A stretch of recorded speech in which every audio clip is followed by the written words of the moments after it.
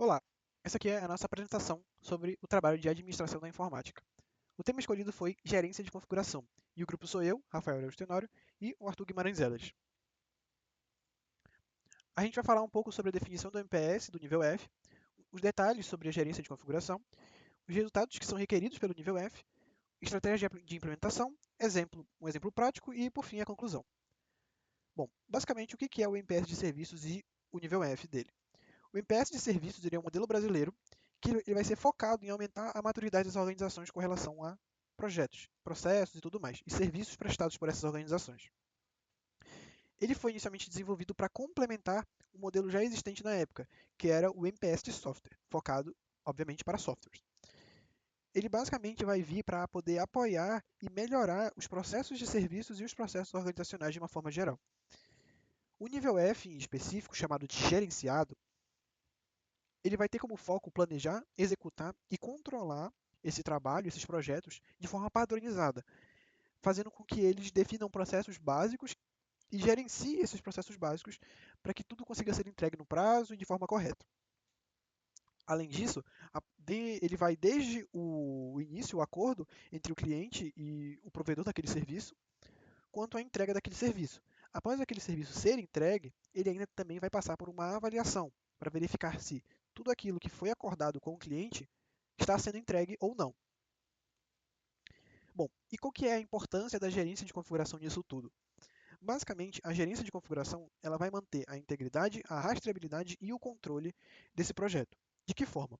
Bom, a integridade ela vai manter evitando que alterações não autorizadas sejam realizadas sobre determinados documentos daquele projeto, sejam códigos-fontes ou documentos de forma geral, como documento de requisitos, manuais, enfim.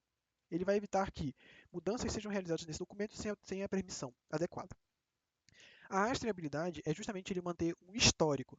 Ele vai verificar quem fez aquela alteração, quando fez aquela alteração e justamente qual foi a alteração realizada. Tudo isso é registrado e armazenado para que você tenha esse histórico persistente. Já o controle, ele basicamente vai assegurar que toda mudança realizada é uma mudança válida. Por quê? Antes de poder aprovar uma mudança, ela ainda vai ser solicitada de forma formal e ela vai sofrer uma análise de impacto para verificar se aquela mudança ela pode realmente ser efetivada ou não. O GCO ele aplica uma coisa chamada de baseline, ou linha de base, que é basicamente uma fotografia oficial daquele projeto. É uma versão daquele projeto que foi aprovada e testada. Quando eu falo versão, são um conjunto de itens. Podem ser os códigos-fontes, os documentos de requisitos, os manuais, tudo aquilo que engloba aquele projeto e que já foi aprovado e testado é colocado nessa baseline, porque ela é justamente um ponto de partida, um ponto seguro. Isso, obviamente, reduz muito os riscos, evita, né, retrabalho, porque caso alguma coisa dê errado, basicamente você pode só voltar para essa baseline, evita custos e aumenta também a confiança do cliente na equipe e, e de que o produto vai ser entregue. Bom, com relação aos resultados requeridos no nível F, são 5 resultados que são requeridos. O primeiro resultado diz respeito a itens de configuração identificados e mantidos, que é basicamente você listar tudo que é importante do projeto e colocar ele em um sistema de controle, como o GitHub, por exemplo, para você ter basicamente restringir o acesso àqueles documentos, àquelas partes importantes do projeto. O GCO2 ele diz respeito à gerência de configuração e controle de mudanças, que é basicamente você fazer com que cada pessoa que queira alterar um arquivo ou queira adicionar um novo arquivo, ela precisa fazer ainda uma solicitação formal, aquela solicitação vai passar por uma análise e então ela será aprovada ou recusada. Seguindo o exemplo do Git, é como se a gente fosse fazer um pull request.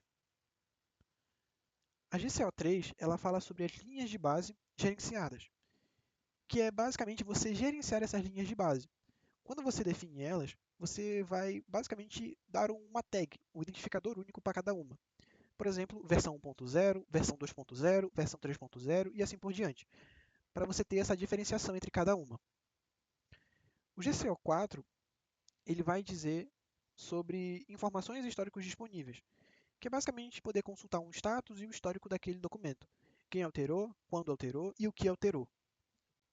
Ele que vai ser o responsável por exigir isso. O GCO5 ele já vai falar sobre auditorias de configuração, que é basicamente uma verificação final.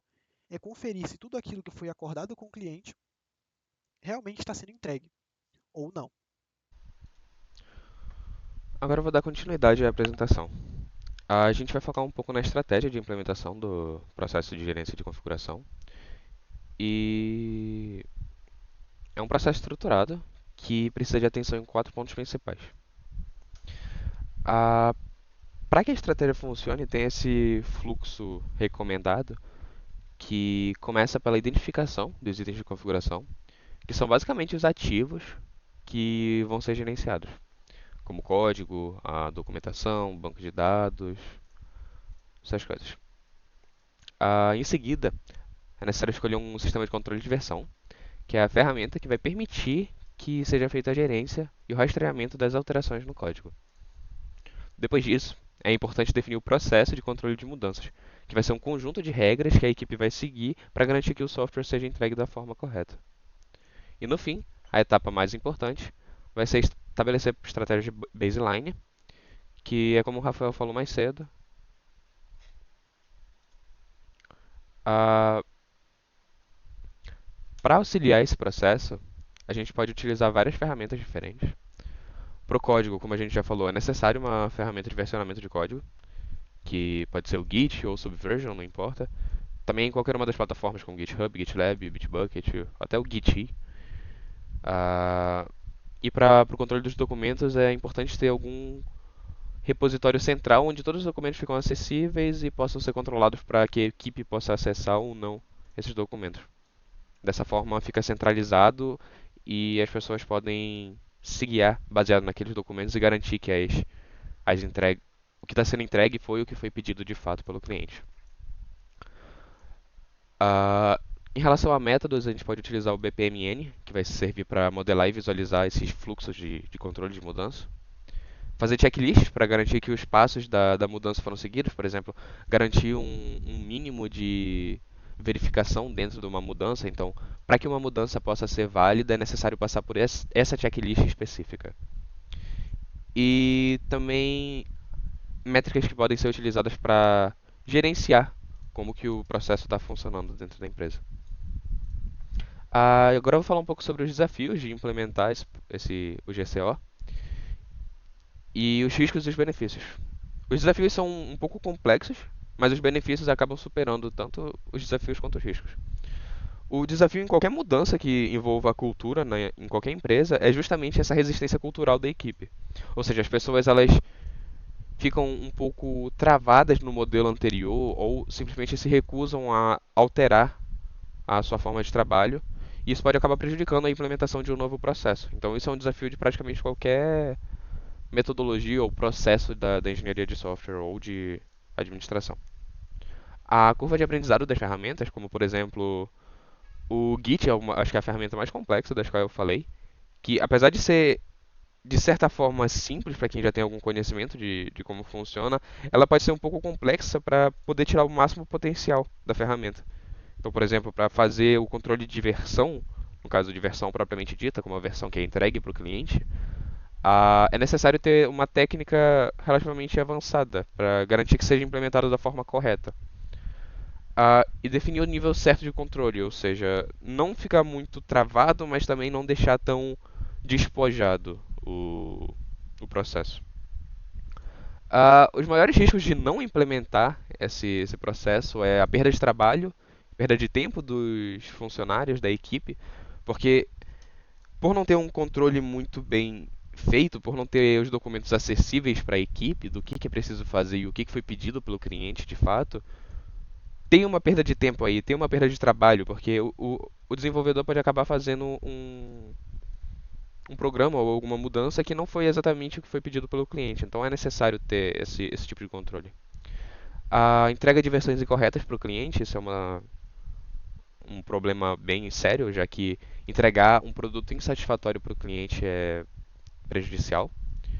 E a incapacidade de rastrear a causa de um defeito. Por não ter esse controle de versão, quando aparece um problema, é difícil de saber qual foi a raiz do problema, onde foi que começou o problema, para então poder encontrar a verdadeira causa do problema, qual foi o código ali que causou esse problema. Os benefícios de implementar o GCO que garante a consistência do produto, ou seja, por ter um processo estabelecido, tem uma garantia maior de que tem alguns padrões a serem seguidos. Isso, por consequência, garante a consistência do produto. A previsibilidade, já que tem esse padrão já, ah, é mais improvável que aconteça algum evento catastrófico, algum evento absurdo. Não é impossível, mas diminui a possibilidade disso acontecer. E o alinhamento que facilita e garante que o que foi pedido é exatamente o que está sendo construído, como eu falei mais cedo. Agora a gente vai falar um pouco sobre o exemplo prático. Nosso cenário hipotético é uma startup pequena que está desenvolvendo um aplicativo de e-commerce e a equipe não possui um processo formal definido da gerência de configuração. Então as coisas são feitas basicamente no, entre aspas, no freestyle. Cada um faz de qualquer jeito e os documentos são completamente bagunçados, não são centralizados, não tem uma versão bem colocada, bem definida. A equipe ela é ágil e é focada em entregar com velocidade, ou seja, estão sempre tentando colocar feature nova, mudança nova, tentar entregar alguma coisa nova para o cliente e não necessariamente focam muito na garantia da qualidade e da consistência. A documentação de requisitos é salva num arquivo doc, ou seja, é no, sei lá, no Google Docs da vida, e o gerente de projeto é o que tem o controle por isso. Então as pessoas não necessariamente conseguem acessar ou alterar aquilo, mas que pode prejudicar, né? O código é alterado simultaneamente, sem o versionamento, ou seja, os desenvolvedores, a equipe de desenvolvedores faz mudanças simultaneamente, não tem um versionamento no código do Git, num código de Git ou num repositório. E o código não possui padrão de versão de lançamento para o cliente, ou seja, não tem controle de versão. Quando sai uma feature nova, só sai uma feature nova, não tem uma versão para aquilo, o que resulta na dificuldade de controlar essas possíveis falhas. Agora falando sobre a estratégia de implementação desse cenário hipotético, é importante definir os itens de configuração. Então, nesse caso, o código-fonte do aplicativo, que seriam diferentes versões, a do front-end, a do back-end, e incluindo a correção de bugs e novas funcionalidades. A equipe precisa ter clareza sobre isso. Precisa ter clareza sobre a documentação, sobre os requisitos detalhados do cliente, o manual de usuário, os documentos de design da interface e essas coisas. É necessário ter o controle também sobre os artefatos da infraestrutura, então scripts para configuração de servidores, de máquinas para desenvolvimento, arquivos de configuração do banco de dados, definições de ambiente de produção, definições do ambiente de desenvolvimento, tudo isso precisa estar bem controlado. E dados e conteúdos, que são os dados iniciais do banco de dados, que são parte da entrega também. Isso aí faz parte da entrega de uma versão. É necessário ter todos esses dados bem organizados. A segunda parte seria a adoção das ferramentas. A escolha das ferramentas é muito importante para o sucesso da implementação. Elas têm que ser simples de usar e têm que se integrar bem ao fluxo do trabalho existente. Nessa empresa hipotética seria o Git. Eles provavelmente usariam uma ferramenta como o GitHub, ou o GitLab, que é open source. E nos documentos eles poderiam usar o Google Docs ou talvez o Confluence, como eu falei mais cedo. A implementação do fluxo de trabalho seria a terceira parte. Então, precisaria ter um fluxo simples. Nesse caso, a gente pode assumir que o desenvolvedor vai receber uma tarefa, como, sei lá, implementar um novo método de pagamento. Então, ele vai registrar isso na ferramenta de gestão, como o Trello, que é para fazer os flashcardzinhos lá. Não é flashcard, é cardzinho. Então, a tarefa vai ser vinculada a uma branch do Git. E quando a tarefa for finalizada, o desenvolvedor ele vai fazer um pull request no GitHub. E a equipe vai revisar o código e a documentação para garantir que está tudo conforme o esperado. E se ela for aprovada, aí sim ela dá um merge com a main. É importante que outras pessoas revisem o código do desenvolvedor para garantir que não tem o viés do próprio desenvolvedor. E por último, o último passo é a definição da baseline, que é o ponto que vai criar qual é meio que a versão onde foi entregue para o cliente. Isso vai meio que tirar um. É como se fosse um print de tudo que está acontecendo no desenvolvimento. Então a documentação, todos aqueles artefatos que a gente escolheu, aqueles itens de configuração, tudo aquilo vai fazer parte dessa baseline. Bom, por fim, o GCO ele vai ser muito essencial para trazer essa ordem, esse controle, essa qualidade aos projetos de TI de forma geral. A implementação dele ela pode ser feita de forma muito simples, seguindo, né, aqueles quatro passos claros, e usando ferramentas de mercado que já são extremamente difundidas e conhecidas, como o GitHub, por exemplo. Os benefícios que a gente tem em implementar, ele supera muito a questão dos desafios que se pode enfrentar, porque a partir do momento que esses desafios são superados, só existem benefícios e produtividade. Basicamente isso. Bom, esse foi o nosso trabalho, essa nossa apresentação. Espero que tenha gostado.